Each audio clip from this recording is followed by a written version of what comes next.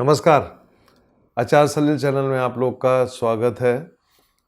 मेरे एक बहुत अच्छे फॉलोअर्स हैं और उन्होंने मुझे एक मेल किया और मेल का एक हेडलाइंस था कि गर्व से कहो कि हम सनातनी हिंदू हैं।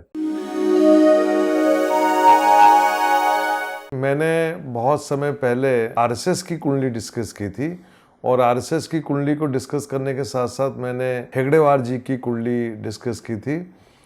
आपको ये भी ध्यान होगा कि मैंने अक्सर कहा है कि व्यक्ति शरीर छोड़ सकता है, लेकिन वो जो कुंडली है, जब उसने मनुष्य रूप धारण करके जब वो बालक पैदा हुआ, कोई भी हो सकता है, तो वो जो जन्म पत्री आती है, वो जन्म पत्री कभी ख़त्म नहीं होती, भले वो व्यक्ति शरीर छोड़ के चला जाए। हेगड़ेवार जी का जो जन्म है वो 31 मार्च 1889 में हुआ था। तो मैं इस कुंडली को आज भी जीवित समझता हूँ, क्योंकि जो ग्रहों की अवस्था थी उस समय और जो उनके अधूरे काम थे, वो कुंडली बताती है कि वक्त के आने के साथ साथ कैसे वो काम होते जाएंगे। लेकिन आज फिर मैं इस टॉपिक पे डिस्कस करना चाहता हूँ कि गर्व से कहो कि हम सनातनी हिंदू हैं। क्या हम कह पाएंगे कि हम सनातनी हिंदू हैं? मैं समझता हूँ कि हमें गर्व से अपने आप को सनातनी हिंदू कहना चाहिए और गर्व महसूस करना चाहिए। और उसके लिए मैं आज भी कहूँगा कि यदि इसका पूरा श्रेय जाता है तो वो जाएगा हेगड़ेवार जी को और आरएसएस की कुंडली को। यहाँ पे दो कुंडलियों पे चर्चा करूँगा, हेगड़ेवार जी की और आरएसएस की, कि दोनों को यदि हम मिला के देखें तो 1947 के बाद जो ये जन्म पत्रियाँ बता रही थी, लगभग वैसा ही होता गया। लीडरशिप बदलती गई और लीडरशिप बदलने के साथ साथ वक्त भी बदलता गया। लीडर आए और चले गए और इसके बाद नरेंद्र मोदी आए। नरेंद्र मोदी जी ने आके संघ का जो एक एजेंडा था उस समय का, उस एजेंडा को उन्होंने अपने हाथ में लिया। और आज जब हम बोलते हैं कि हम सनातनी हिंदू की हम बात करते हैं, तो मैं समझता हूँ कि इसका जो श्रेय है वो पूरा का पूरा जो है वो मोदी जी को जाता है, क्योंकि उन्होंने जाके कई समस्याओं को उन्होंने अपने लेवल पे सॉल्व किया। लेकिन क्या मोदी जी पूरा काम कर पाएंगे? क्या मोदी जी के बाद आने वाले नेता इस काम को कर पाएंगे? ये एक बहुत मुद्दे का विषय है। मैं इस मुद्दे को आगे डिस्कस करने के लिए संघ की कुंडली पे जाऊंगा। संघ के धनु लग्न की कुंडली है और लग्न में गुरु बैठा हुआ है। दूसरे घर में केतु और चंद्रमा बैठा हुआ है। दूसरा घर का बड़ा इंपॉर्टेंट होता है संगठन के लिए भी और व्यक्ति विशेष के लिए भी बड़ा इंपॉर्टेंट होता है। केतु एक भगवा का रूप है, जो एक झंडा होता है उसको रिप्रेजेंट करता है। तीसरा घर खाली, चौथा घर खाली, पांचवा घर खाली, छठा घर खाली, सातवां घर खाली, आठवें घर में राहु, नवां घर खाली और 10वें घर में सूर्य मंगल बुध और 11वें घर में शुक्र और शनि और 12वां घर खाली। ये एक बेसिक कुंडली है। वर्तमान समय में शुक्र की महादशा चल रही है और शुक्र छठे और 11वें घर का कारक है और शनि उसके साथ बैठा हुआ है। शुक्र और शनि 11वें घर में साथ बैठे हुए हैं। नवांश कुंडली में हम देखें तो यही शुक्र लग्न में है और शनि केतु के साथ 12वें घर में। जैसा कि कहा जाता है ना कि भारत में 1947 से लेके 2014 तक का जो पीरियड था, वो पीरियड एक ऐसा पीरियड था कि अपना काम बनता और भाड़ में जाए जनता वाली बात होती थी। और इसी दौर में देश ने तरक्की भी करी और आगे भी बढ़ा। लेकिन जहाँ तक सनातनी और सनातन हिंदू वाली बात है, उस पे ये देश पीछे चला गया और धीरे धीरे पिछड़ता गया। 2014 के बाद जब राम जन्मभूमि का विवाद सॉल्व हुआ और विवाद बल्कि ख़त्म हुआ, और इसके बाद आप देखिए तो आपका बनारस का मुद्दा और मथुरा का मुद्दा, इसके अलावा बहुत से मुद्दे हैं। इस देश में एक लंबे समय तक मुसलमानों ने अपना शासन चलाया और उन्होंने अपने हिसाब से अपने धर्म को फैलाया और इंग्लैंड का यहाँ पे शासन रहा एक लंबे समय तक। और धीरे धीरे देखा जाए तो वो सब समस्याओं से निकलने के बाद देश एक अलग रास्ते में गया। हालांकि मैंने अक्सर बोला है कि 2022 2023 ये बड़े खतरनाक साल हैं और 2024 में लोकसभा के चुनाव है और मोदी जी को चुनाव में बहुत मुश्किल का सामना करना पड़ेगा। अब सवाल ये है कि क्या सनातन वापस आएगा। और यदि मैं जाऊं आरएसएस की कुंडली में तो आरएसएस वालों को मैं निवेदन करना चाहूँगा कि जो उन्होंने संघर्ष किया था 2014 तक और बाद में बीजेपी एक फुल मेजॉरिटी सरकार में आई 2014 2019 में 24 का लोकसभा का चुनाव खड़ा हुआ है।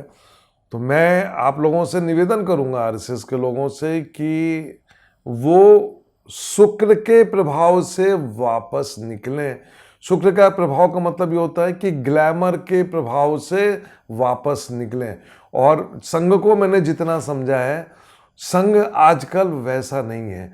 तो यदि एक सनातन आइडियोलॉजी को इस मुल्क में अच्छी तरह लाना है, जो कि जरूरी भी है क्योंकि एक सनातन देश हुआ करता था, तो संघ को कहीं ना कहीं जाके ग्लैमर से ऊपर उठना पड़ेगा। और उसी दृष्टिकोण में यदि मैं जाके देखूं कि यदि मैं हेगडेवार जी की कुंडली को देखूं तो हेगडेवार जी भले इस दुनिया में नहीं है, लेकिन उनकी कुंडली अभी बुध की महादशा में चल रही है। बुध की महादशा 2035 तक है और 2035 के बाद केतु की महादशा शुरू होगी और केतु इस कुंडली में लग्न में गुरु के साथ बैठा हुआ है। तो क्या ये मुल्क 2035 तक सनातन हिंदू के रूप में माना जाएगा? सनातनी हिंदू यहाँ की व्यवस्था रहेगी? मोदी जी के बाद आगे कौन प्रधानमंत्री, उसके बाद कौन प्रधानमंत्री? क्योंकि राजनीति अपनी जगह है और ये जो संगठन की जो आइडियोलॉजी है उसको इस देश में फैलाना। और हेगडेवार जी की कुंडली जो है वो जो एक इशारा कर रही है वो कहती है कि भाई 2035, इसका मतलब क्या है कि अगले 13 वर्ष, ये 13 वर्ष जो होंगे, क्या बीजेपी इस देश में कंटिन्यूसली काम कर पाएगी? ये एक सोचने की बात होगी। क्योंकि मेरे पास ऐसे बहुत सी कुंडली आई हैं जिसमें कॉम्बिनेशंस हैं प्रधानमंत्री बनने के। तो क्या प्रधानमंत्री मोदी जी के बाद अगले प्रधानमंत्री बीजेपी से आएंगे? क्या वो आरएसएस बैकग्राउंड का होगा? ये एक अलग विषय है। लेकिन मैं ये कहूँगा अपने फॉलोअर से कि भारत की कुंडली, आरएसएस की कुंडली और हेगडेवार जी की कुंडली पे यदि मैं बारीकी से देखूं, और चूंकि आरएसएस की आइडियोलॉजी को आगे बढ़ाने का काम जो है वो बीजेपी करती है, तो मैं समझता हूं कि बीजेपी की कुंडली में देखूं तो मुझे लगता है कि आगे का वक्त जो है इतना आसान नहीं होगा। क्योंकि गरीबी, भुखमरी, बेरोजगारी ये एक ऐसे मुद्दे होंगे जो हेगडेवार जी के आइडियोलॉजी पे कहीं ना कहीं एक रोड़ा अटकाएंगे। ये वक्त बताएगा।